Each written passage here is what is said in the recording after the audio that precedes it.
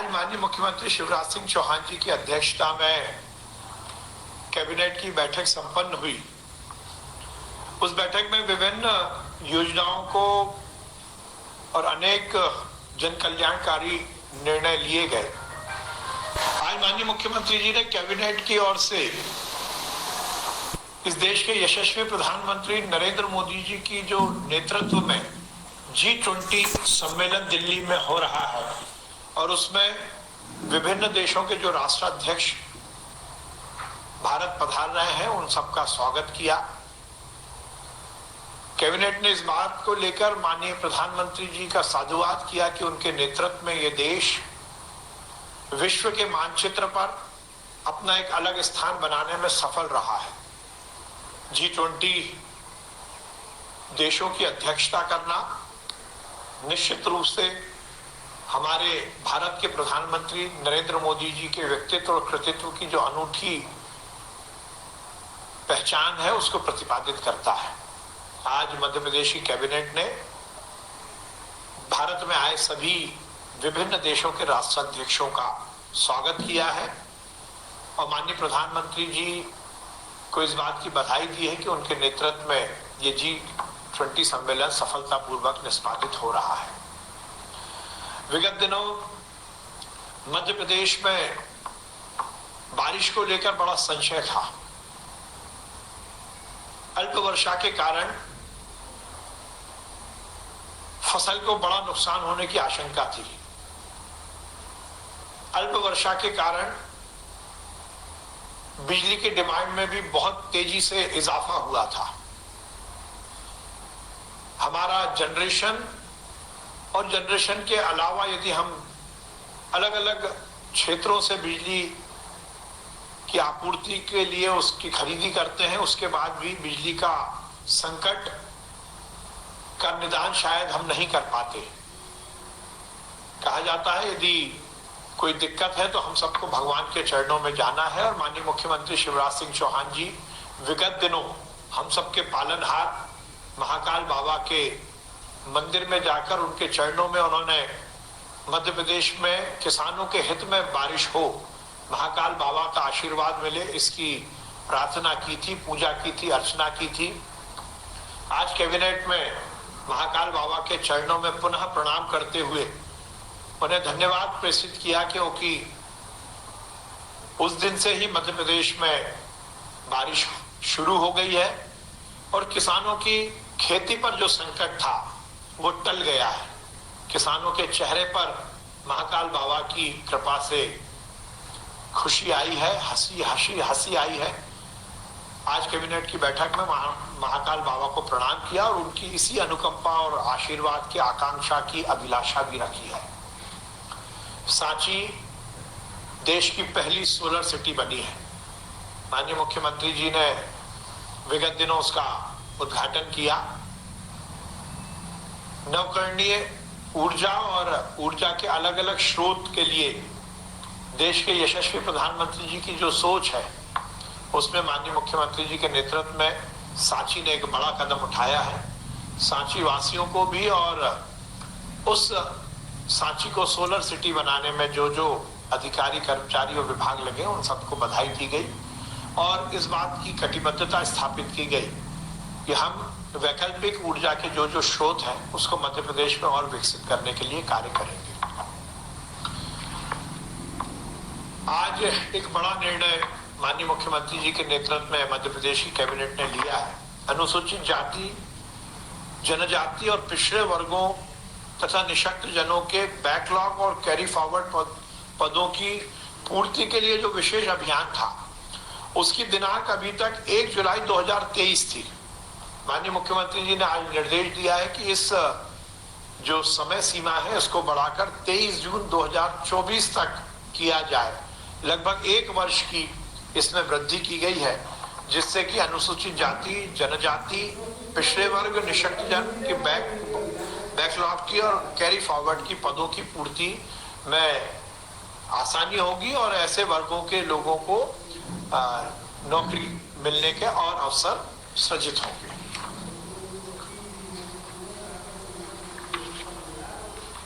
आज अतिथि शिक्षकों के लिए बड़ा निर्णय कैबिनेट की बैठक में लिया गया।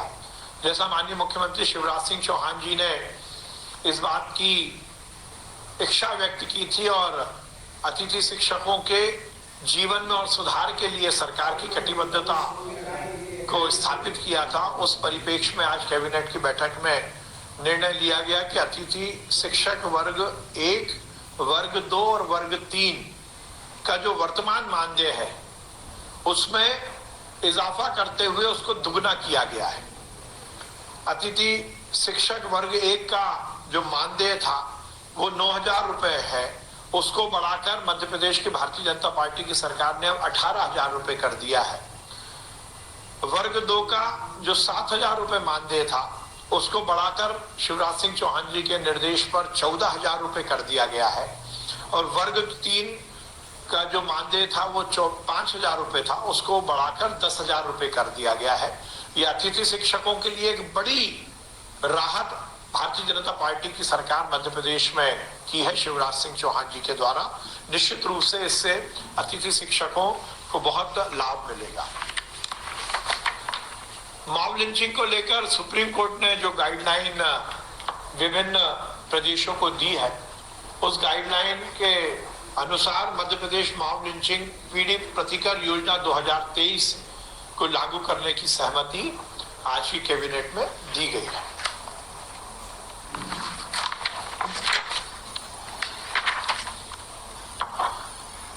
फॉरेंसिक साइंस यूनिवर्सिटी जो कि बरखेड़ा बोदर मऊ तहसील हुजूर में है, उसके विस्तार के लिए और उसमें और रिसर्च और डेवलपमेंट के काम को विस्तारित करने के लिए लंबे समय से भूमि की आवश्यकता की वहां से मांग हो रही थी। आज कैबिनेट की बैठक में उनको 12 हेक्टेयर जमीन देने की जो निर्णय था उसको लिया गया। आज माननीय मुख्यमंत्री जी ने एक बड़ी योजना को मूर्त रूप दिया है। देश के प्रधानमंत्री नरेंद्र मोदी जी और मध्य प्रदेश के मुख्यमंत्री शिवराज सिंह चौहान जी का सपना है कि कोई भी व्यक्ति बिना छत के ना रहे। हर व्यक्ति को, हर परिवार को रहने के लिए सरकार के माध्यम से छत मिले, मकान मिले, और यही भारतीय जनता पार्टी सरकार का मूल आधार भी है।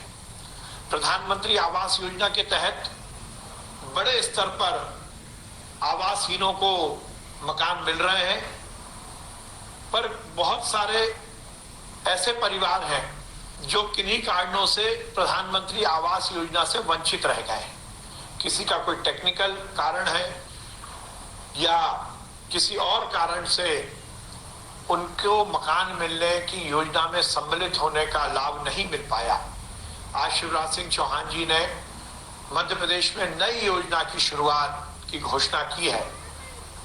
वो योजना के माध्यम से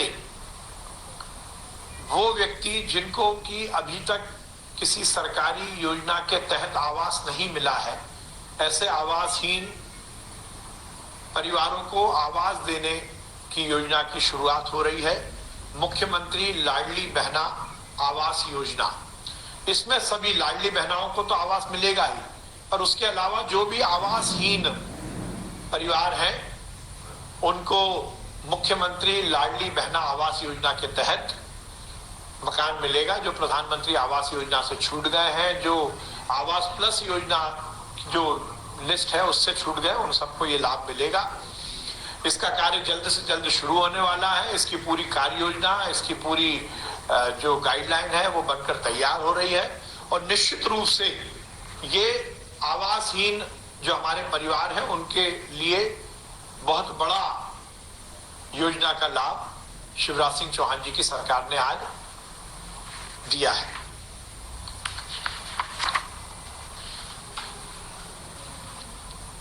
हम लगातार शिक्षा के प्रचार प्रसार और खासकर उच्च शिक्षा के लिए काम कर रहे हैं। लगभग हर बैठक में मध्य प्रदेश के विभिन्न क्षेत्रों में नए शासकीय महाविद्यालय खोलने की का निर्णय लिए जा रहे हैं। आज भी 6 नए शासकीय महाविद्यालय खोलने का निर्णय कैबिनेट की बैठक ने लिया है। जो कि शासकीय महाविद्यालय बिलासपुर जिला उमरिया, शासकीय महाविद्यालय भरेवा जिला उमरिया, शासकीय महाविद्यालय सालीचौका जिला नरसिंहपुर, शासकीय महाविद्यालय शिवपुर नर्मदापुरम जिला, शासकीय महाविद्यालय चकल्दी सीहोर जिला और शासकीय महाविद्यालय रहटगांव हरदा जिला, इन 6 नए शासकीय महाविद्यालय खोलने की अनुमति कैबिनेट द्वारा दी गई है। इसमें लगभग 240 नवीन पद सृजित होंगे और लगभग 13 करोड़ 22 लाख रुपए प्रति वर्ष का आवर्ती व्यय और अनावर्ती व्यय लगभग 6 करोड़ 40 लाख रुपए का ये व्यय आएगा। टोटल मिलाकर 7 करोड़ 27 लाख रुपए का इसमें खर्चा आएगा। माननीय मुख्यमंत्री जी ने पहले से ही जो हमारे मेधावी विद्यार्थी हैं उनकी शिक्षा के लिए मेधावी विद्यार्थी योजना की शुरुआत की थी। इसमें हर वर्ग के वो मेधावी बच्चे जो पढ़ने में बहुत अच्छे पर आर्थिक स्थिति के कारण वो उच्च शिक्षा या टेक्निकल एजुकेशन या मेडिकल एजुकेशन से वंचित रह जाते थे, उनके लिए ये योजना है और इसमें पूरा खर्चा मध्य प्रदेश की भारतीय जनता पार्टी की सरकार के द्वारा वहन किया जाता है। उस योजना के तहत जेईई में जो विद्यार्थी इस योजना के अंतर्गत आते थे उनकी जो कट ऑफ था उसकी रैंक में 1.5 लाख रैंक तक के ही विद्यार्थियों को इसका लाभ मिलता था, पर आज निर्णय लिया गया है कि इसकी जो सीमा है इसको समाप्त किया जाएगा। जो भी पात्र विद्यार्थी हैं जो कि मेधावी योजना के जो क्राइटेरिया को पूरा करते हैं वो किसी भी रैंक के होंगे, 1.5 लाख के नीचे रैंक के भी होंगे तो इनको इसका लाभ मिलेगा और इससे निश्चित रूप से बहुत बड़ा लाभ उन विद्यार्थियों को मिलेगा जो जेईई के माध्यम से अपनी उच्च शिक्षा अर्जित करना चाहते हैं। ये एक दूरगामी परिणाम मध्य प्रदेश के युवाओं को सरकार की ओर से दिया गया है।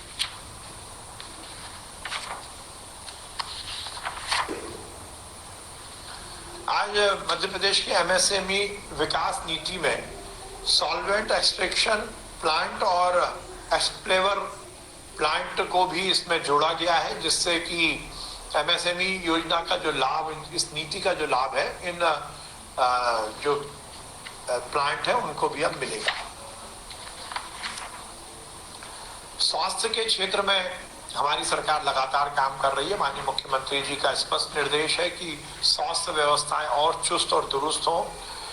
उस परिप्रेक्ष्य में भोपाल का जो सिविल अस्पताल जो कि 100 बिस्तर का था, कैलाश काटजू अस्पताल, उसको अब 300 बिस्तरीय मातृ एवं शिशु विशेषज्ञ सिविल अस्पताल में उन्नयन किया गया है और उसके तहत लगभग 195 पदों का सृजन किया गया है, जिसमें कि आवर्ती व्यय लगभग 714 करोड़ रुपए की स्वीकृति दी गई है।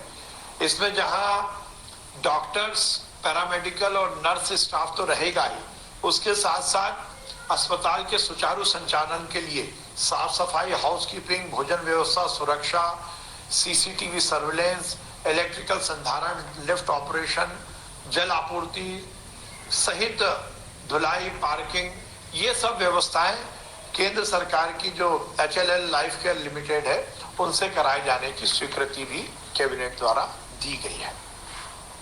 विगत दिनों गांधी मेडिकल कॉलेज के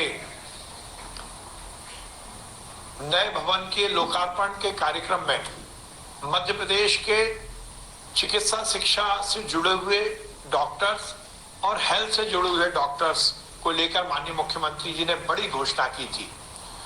हमारे चिकित्सीय संवर्ग की एक बड़ी डिमांड बहुत दिनों से थी कि उनकी जो सेवाएं हैं उसको DSCP के माध्यम से संचालित किया जाए।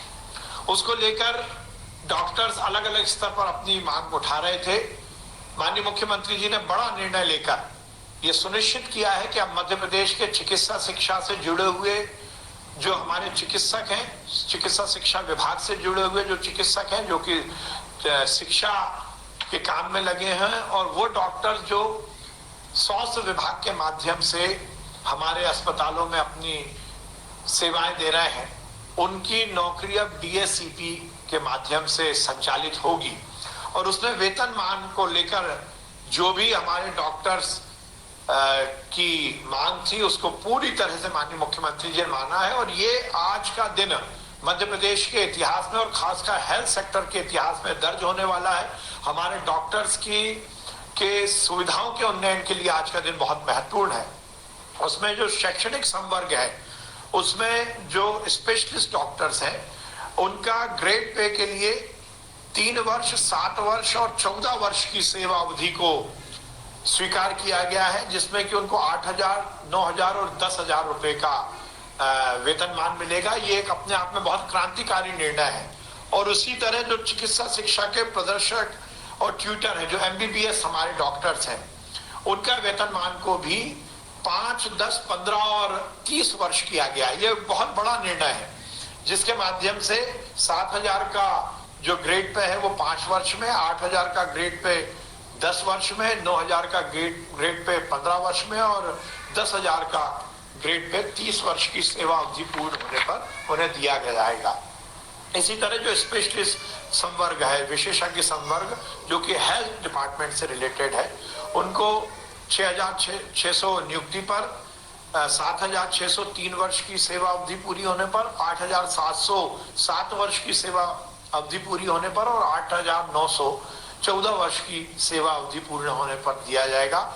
चिकित्सा अधिकारी संवर्ग, जो कि सभी विभागों का है, चिकित्सा शिक्षा विभाग, लोक स्वास्थ्य एवं परिवार कल्याण विभाग, गृह विभाग, श्रम विभाग, मेडिकल ऑफिसर्स जो समस्त संवर्ग के हैं, आकस्मिक चिकित्सा अधिकारी, महिला चिकित्सा अधिकारी और दंत चिकित्सक, इन सभी को ग्रेड पे में 5,400 नियुक्ति पद पर, 6,605 वर्ष की सेवा अवधि पर, 7,610 वर्ष की सेवा पूर्ण होने पर, 8,715 वर्ष की सेवा पूर्ण होने पर और 8,930 वर्ष की सेवा अवधि पूर्ण होने पर दिया जाएगा।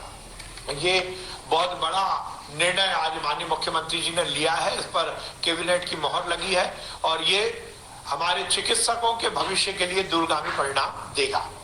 आज माननीय मुख्यमंत्री जी ने एक और बड़ा निर्णय लिया है। विगत दिनों उनके सामने एक बात आई थी कि जो हमारे प्रधानमंत्री पोषण शक्ति निर्माण योजना में जो रसोइये कार्यरत हैं, उनको केवल 2,000 रुपए मानदेय मिलता है। माननीय मुख्यमंत्री जी ने पहले घोषणा की थी कि इसको बढ़ाकर 4,000 रुपए किया जाएगा। आज कैबिनेट ने ये निर्णय लिया है कि प्रधानमंत्री पोषण शक्ति निर्माण योजना के अंतर्गत जो रसोइये कार्य में लगे हैं, उनको 4,000 रुपए प्रति माह का मानदेय दिया जाएगा और इससे लगभग 714 करोड़ रुपए की स्वीकृति आज कैबिनेट ने दी है। इससे वो रसोइये जो मेहनत के साथ प्रधानमंत्री पोषण शक्ति निर्माण योजना को नीचे तक निष्पादित करते हैं, उनके लिए एक बड़ी राहत दी गई है।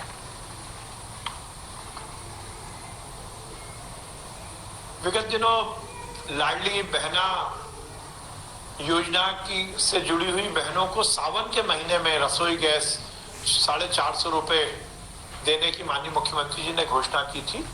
वो जो सावन के महीने में जो बहनों को 450 रुपए में गैस कनेक्शन देना और उसकी जो बची हुई राशि है उसको सब्सिडी के रूप में सरकार द्वारा वहन करने की आज यहाँ उसके निर्णय को कैबिनेट ने पारित किया है। कैन बेतवा लिंक परियोजना के अंतर्गत बांध के डूब प्रभावित जो हमारे गांव हैं और जो रहवासी हैं, उनके लिए आज बड़ा निर्णय लिया गया है। उसके 22 ग्राम जो है वो प्रभावित हुए हैं, उसमें लगभग 6,700 परिवारों को विशेष पैकेज आज ही कैबिनेट ने दिया है। आज यही निर्णय कैबिनेट द्वारा लिए गए हैं। मुख्यमंत्री लाडली बहना आवास योजना के तहत अब लाखों वो परिवार जो कि आवासहीन है उनको आवास मिलेगा और उसके साथ ही अन्य योजना के तहत भी जो कैबिनेट में निर्णय लिए गए हैं उस तहत मध्य प्रदेश की आम जनता को लाभ मिलेगा। धन्यवाद।